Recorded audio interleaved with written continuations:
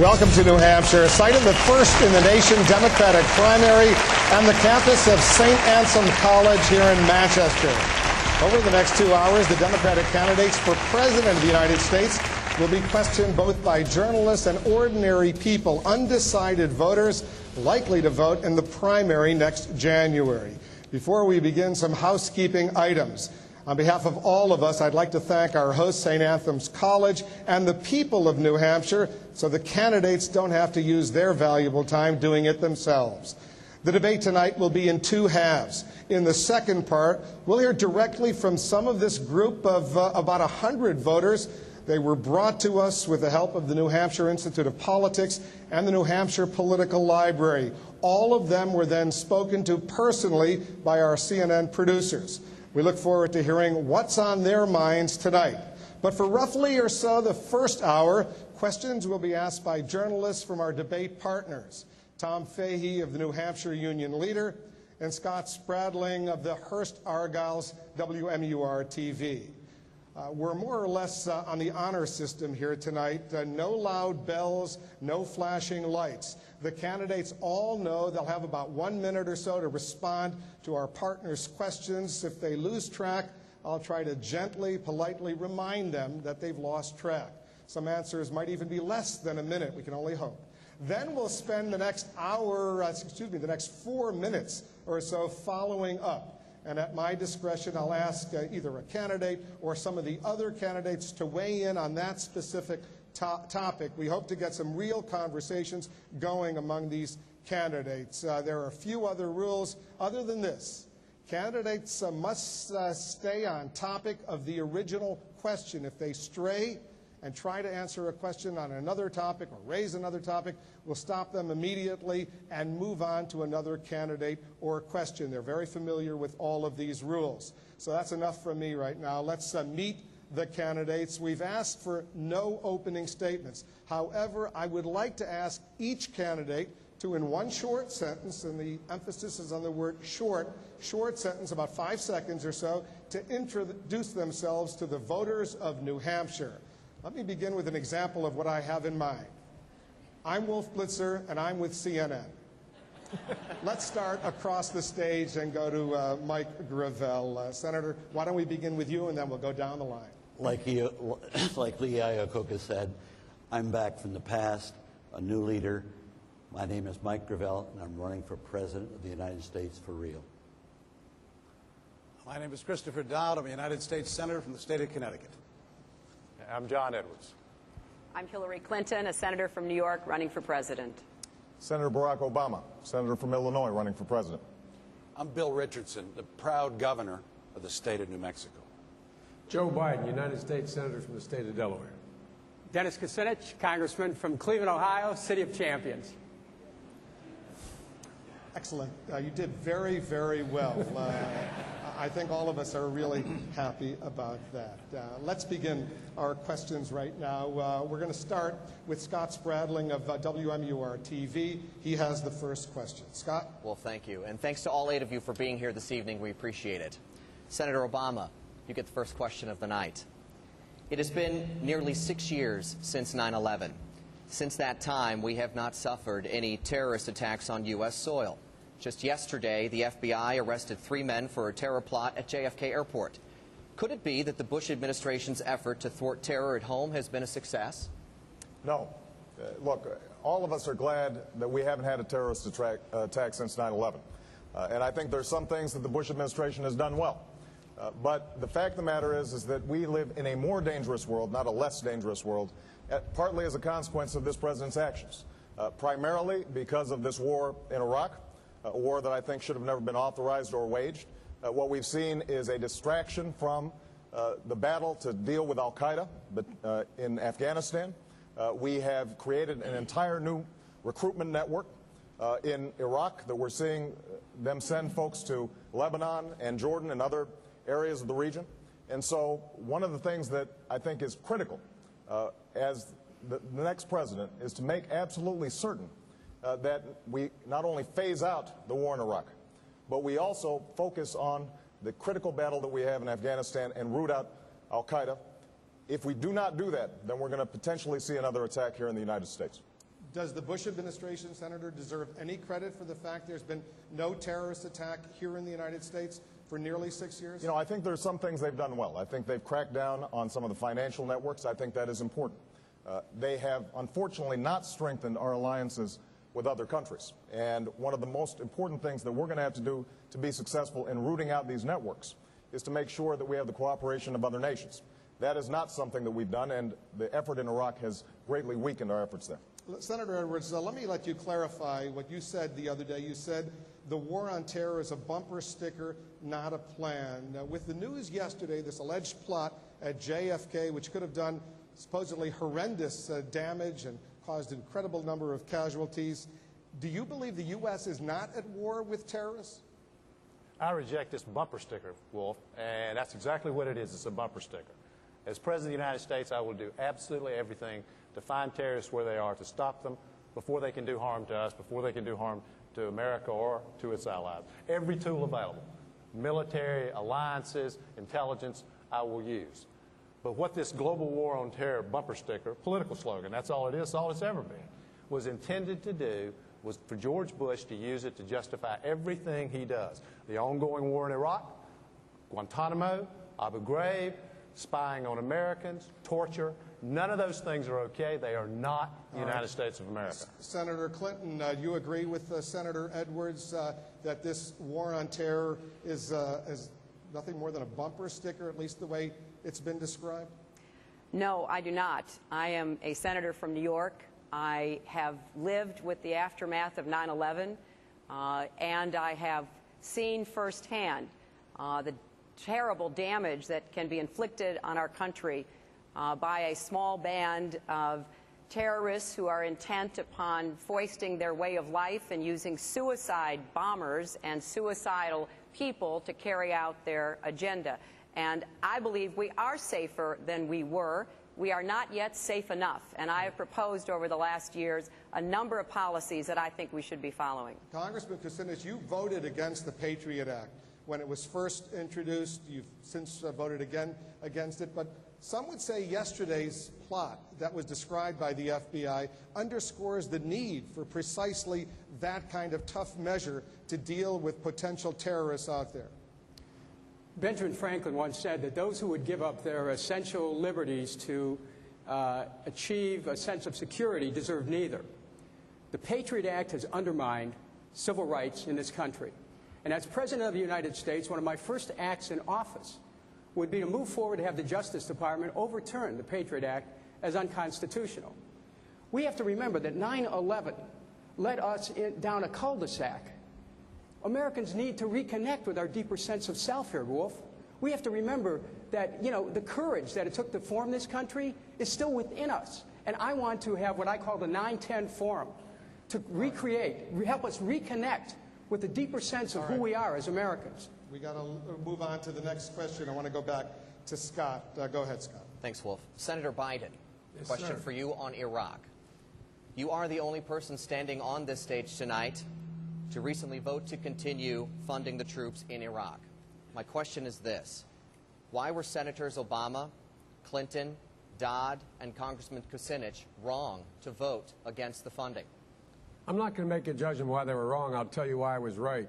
No one has fought harder to change this president's policy. Matter of fact, the very language that was vetoed in the bill was language that I, and along with Senator Levin, put in, and I've suggested over a year ago in a proposal I laid forward, that is to start to draw down troops immediately, have them all out by 2008. But the fact of the matter is, it's about time. We've not been told the truth about this war from the beginning by this president, and the fact is, we got to tell the truth now. The truth now is there are 160,000 forces in Iraq. They're in harm's way. 70% of all the injuries are caused by those IEDs. We know that if we put in these mine-resistant vehicles, these V-shaped hull vehicles, put them in now, we could save 2/3 of the lives and 2/3 of the injuries. My colleagues joined me when I proposed fast-forwarding the funding for that so we could get 2,500 of them into the field by August. If we had voted no and stopped this, it would have delayed that. Lives are at stake. I knew the right political vote, But I tell you what, some things are worth losing elections over. Senator Biden, why are you reluctant to say now they were wrong and you were right? Because I don't want to judge them. I mean, these are my friends. We've worked together. We've worked hard to try to end this war. We hear people telling everybody, just stop the war, Congress. We had 50 votes. We're busting our neck every single day. So I respect them. But look, I cannot, as long as there is a single troop in Iraq, that I know if I take action by funding them, I increase the prospect they'll live or not be injured. I cannot and will not vote no to fund them. Senator Clinton, you voted in favor of every funding for the U.S. troops since the start of the war until now. And some are accusing you and some others of playing politics with the lives of the troops. What is your response? Well, I have the deepest respect for my friend, Senator Biden, and he and I have agreed on much of what we have attempted to do. Unfortunately, we don't have a president who is willing to change course, and I think it was time to say enough is enough. I thought the best way to support our troops was to try to send a very strong message that they should begin to come home. That is the best way to support them, and I thought that vote was an opportunity to do so. Everybody on this stage, we are all united, Wolf. We all believe that we need to try to end this war. In 2 nights, you're going to have the Republican candidates here. They all support the war. They all support the president. They all supported the escalation. Each of us is trying in our own way to bring the war to an end. Senator Obama, you did the same thing. Since you came into the Senate, you voted for the funding for the troops for this war until now. What's your answer? Well, look, everybody supports the troops, and everybody knows that. To some degree, this was a vote that had to do with how we feel about a continuation of a plan that has not worked. The president has now announced, just the other day, he said that this was like Korea. Keep in mind, we've been there 6 decades in the Korean Peninsula. And the best way for us to support the troops is to ensure that we are not continuing to try to impose a military solution on what is essentially a political problem in Iraq. And that's why I put forward a bill that would begin a phased redeployment and have all our troops out by March 31st of next year. I'm going to come to Governor Richardson in a moment. But Senator Edwards, where, if at all, do you disagree with any of your Democratic colleagues, Democratic candidates, on this issue of the troops, the funding of the war, how to get out? Well, I think it's the difference between leading and following. I think Hillary's right. All of us do want to end this war. But I have made very clear from the outset that the way to end the war is for the Congress to use its constitutional authority to fund. They should send a bill to the president with a timetable for withdrawal, which they did. The president vetoed, then it came back, and then there was the moment of truth. And I said throughout the lead-up to this vote that I was against a funding bill that did not have a timetable for withdrawal, that it was critical for the Congress to stand firm. They were given a mandate by the American people. And others on this stage, Chris Dodd spoke out very loudly and clearly, but I want to finish this. Others did not. Others were quiet. They went quietly to the floor of the Senate, cast the right vote, but there is a difference between leadership and legislature. You want to name names? No, I think it's obvious who I'm talking about. It is to me, but it might not be to some of the viewers. Senator Clinton and Senator Obama did not say anything about how they were going to vote until they appeared on the floor of the Senate, voted. They were among the last people to vote. And I think that the importance of this is, they cast the right vote, and I applaud them for that. But the importance of this is, they're asking to be President of the United States. And there is a difference between making clear, speaking to your followers, speaking to the American people about what you believe needs to be done. And I think all of us have a responsibility to lead on these issues, not just on Iraq, but on health care, on energy, on all the other issues. I'm going to give both of them a chance to respond to you, Senator Obama. Well, look, I think it is important to lead. And I think, John, the fact is that I opposed this war from the start. So you were about 4.5 years late on leadership on this issue. I think it's important not to play politics on something that is as critical and as difficult as this. Now, the fact of the matter is, Joe has a legitimate perspective. It is not easy to vote for cutting off funding because the fact is there are troops on the ground. I'll let Hillary speak for herself, but the fact of the matter is that all of us exercised our best judgment, just as we exercised our best judgment to authorize or not authorize this war.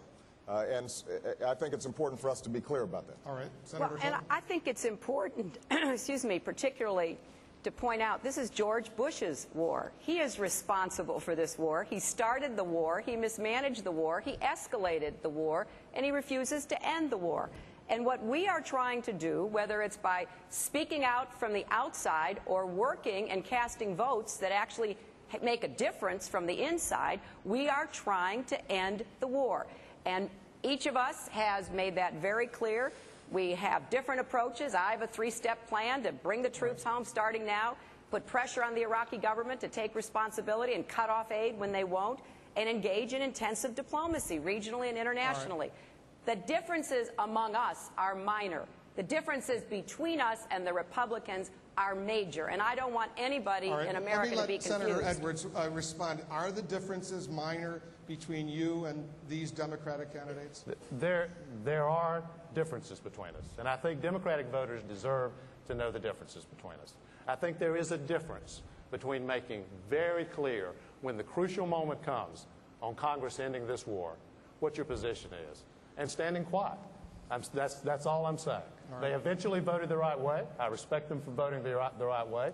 But there are important differences between us on this, and the voters are entitled to know that. Let Senator Dodd, he voted against the funding as well. Senator? Well, first of all, let me thank John Edwards for the nice compliment. I appreciate that in the midst of all of this. Well, the first responsibility and the first priority of an American president is to keep our country safe and secure. This policy in Iraq has failed. It is a civil war in that country. Everyone who's looked at this issue has drawn the conclusion that there is no military solution to it. It seems to me then it's incumbent upon us, given the fact that we are less safe, less secure, more vulnerable, weaker today, not stronger as a result of this policy, that we ought to try to bring it to a close. And so I thought the right thing to do was to pursue and push this issue of having a date certain tied to funding. Very, very important, so that we have the ability to move beyond this.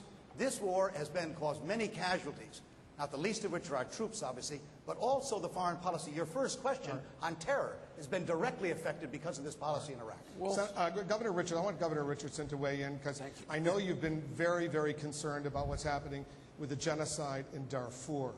What if some of the critics, some of the supporters of this war are right, and a unilateral, quick U.S. withdrawal from Iraq, and you want troops out by the end of this year, does lead not only to an increased civil war, but to genocide in Iraq? What moral responsibility does the United States have to deal with that scenario? I've spent a lot of time in this region. I was UN ambassador. 80% of my time was spent on the Iraq issue. I've talked to the leaders there. And there is a fundamental difference between my position and the position of my good friends here. I believe that it's a civil war. I believe that there is sectarian conflict already. There is enormous turmoil. 7 Americans died today. This is what I would do. I would have a resolution under Article 1 to deauthorize the war, to move forward with a timetable, the end of this calendar year. What about genocide? What about the possibility of genocide? No residual forces. I think there has to be pointed out a difference in our approach. Obviously, genocide is something in Darfur. You know, I have been involved in that issue. I believe what we need to do there is stop this genocide. Why don't we care about Africa? Well, what about Iraq, if it were, God forbid, to happen there? Well, obviously, I would keep troops in Kuwait where they are wanted. I would move them to Afghanistan to fight al-Qaeda.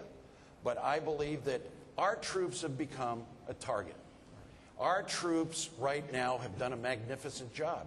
And so what the difference between all of us here is this.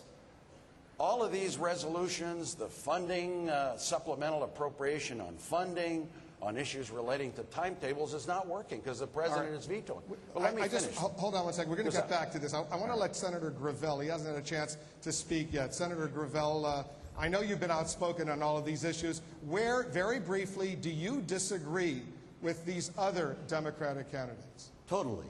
Totally. It's just that simple. 4 of these people here will say that it's George Bush's war. It was facilitated by the Democrats. They brought the resolution up. One of them co-authored it here, standing here. And so it's sure it's George Bush's war, but it's a Democrats' war also. Now, do you want to end it? You're concerned about what's going to happen after we withdraw? Well, remember Vietnam. All the dominoes are going to fall. Southeast Asia is going to go communist. Well, how do we know what will happen? I do know this, that the insurgency is successful because the population sustains that insurgency, period. Let's go to the next question from Tom. Go ahead, Tom. Yes, thank you. Congressman Kucinich, the New Hampshire Union leader asked viewers to... Can't hear you. It's hard to hear you. Right. Okay. I'll yell. I don't think the mic is working. Go ahead. The New Hampshire Union leader asked readers to email questions for the candidates. Can you hear him? I don't know if we're having trouble with his mic. I'll read you his question. Yeah, the Union leader, the main newspaper here in New Hampshire, asked readers to email their questions. Here's one from Michael Pelletier, a major in the New Hampshire National Guard. Can you tell me if the mission we accomplished during our deployment in Iraq was worth our effort and sacrifice, or was it a waste of time and resources? I honor the people who served. We all owe them a debt of gratitude. But those who sent those soldiers were wrong. They should have never been sent there in the first place, Wolf. This war has been based on lies. And we could have a productive evening here right now if all of my colleagues on the stage or in the Congress would commit to telling the Democratic leadership not even to offer a funding bill. Because that's really the way to end the war, Wolf. Just say no money. The war's over. You want to end it, bring them home, stop the funding. And this is where Senator Clinton says, well, this is George Bush's war. Oh, no. There's a teachable moment here. And the teachable moment is that this war belongs to the Democratic Party because the Democrats were put in charge by the people in the last election with the thought that they were going to end the war. Well, they haven't. They have to stop the funding, and I certainly am urging all of my colleagues here, don't give them any more money. The money's in the pipeline right now, enough to bring the troops home. Let's end the war, and let's make this a productive evening. Senator Biden. Wolf, look, the Republicans and this president have not told us the truth about this war from the beginning. The last thing we Democrats should do is not be telling the truth. We have 50 votes in the United States Senate. We have less of a majority in the House than any time other than the last 8 years. Ladies and gentlemen, you're going to end this war when you elect a Democratic president. You need 67 votes to end this war. I love these guys who tell you they're going to stop the war. Let me tell you straight up the truth. The truth of the matter is, the only one that's emboldened the enemy has been George Bush by his policies. Not us funding the war. We're funding the safety of those troops there till we can get 67 votes. Hold on.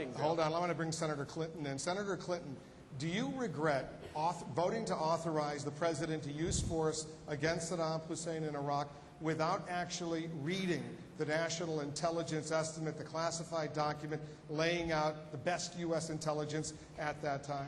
Well, I was thoroughly briefed. I knew all the arguments. I knew all of what the Defense Department, the CIA, the State Department were all saying. And I sought out dissenting opinions as well as talking to people in previous administrations and outside experts. You know, that was a sincere vote based on my assessment that sending inspectors back into Iraq to determine once and for all whether Saddam Hussein had weapons of mass destruction and using coercive diplomacy was not an unreasonable act. What I did not count on, and what none of us did, who voted to give the president authority, is that he had no intention to allow the inspectors to finish their job. Now, we can argue about the past, or we can answer the question you asked about from the National Guard. Our troops did the job they were asked to do. They got rid of Saddam Hussein. They conducted the search for weapons of mass destruction. They gave the Iraqi people a chance for elections and to have a government. It is the Iraqis who have failed to take advantage of that opportunity. Let me just be precise, because the question was, do you regret not reading the National Intelligence Estimate? I feel like I was totally briefed. I knew all of the arguments that were being made by everyone from all directions. National intelligence estimates have a consensus position, and then they have argumentation as to those people who don't agree with it.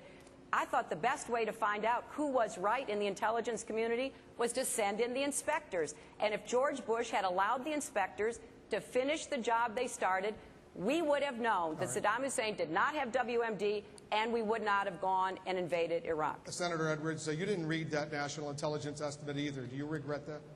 No, actually, I think that I would agree with some of what Hillary just said. I think it's true that I was on the Intelligence Committee. I don't think Senator Clinton was, but I was on the Intelligence Committee. I received direct information from that. I met with former high-level people in the Clinton administration who gave me additional information, and I read the summary of the NIA. I think I had the information I needed. I don't think that was the question. I think one difference we do have is I think I was wrong. I should never have voted for this war. And this goes to the issue that Senator Obama raised a few minutes ago. He deserves credit for being against this war from the beginning. He was right. I was wrong. And I think it is important for anybody who seeks to be the next President of the United States, given the dishonesty that we've been faced with over the last several years, to be honest to the country. We have to reestablish trust between the American people and the President, right. And that's going to require any of us who want to be President to be open and honest with the American people. Senator Obama, you didn't think the war was the right thing to do, even though you weren't in the U.S. Senate. You didn't have access to any intelligence information at the time. Do you think someone who authorized the use of force to go to war in Iraq should be President of the United States? I don't think it's a disqualifier. I think that people were making their best judgments at the time. I will say on the National Intelligence Estimate that Chairman Graham, Bob Graham of Florida, who at the time was the head of the Intelligence Committee, cited that specifically as one of the reasons that he voted against it. So obviously there was some pertinent information there. I appreciate John's compliment. When I looked at the issue, what I saw was a weak case on the part of this administration, the sort of fear-mongering that I think, John, you've referred to on this stage tonight.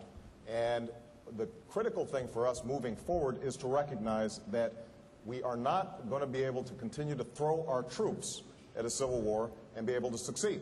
And I just have to go back to what I said earlier. This is an enormous distraction from the battle that does have to be waged in Afghanistan and rooting out al-Qaeda. That is something that we have failed to do. We have the opportunity to be successful there, but we have to finish the job. Senator Gravel, do you think someone who voted to authorize the president to go to war should be President of the United States? Not at all, because it's a moral criteria. And there's information coming out, Senator Durbin, Mr. Strum in his book, that really points out that these people knew that there was two sets of intelligence going on at the same time.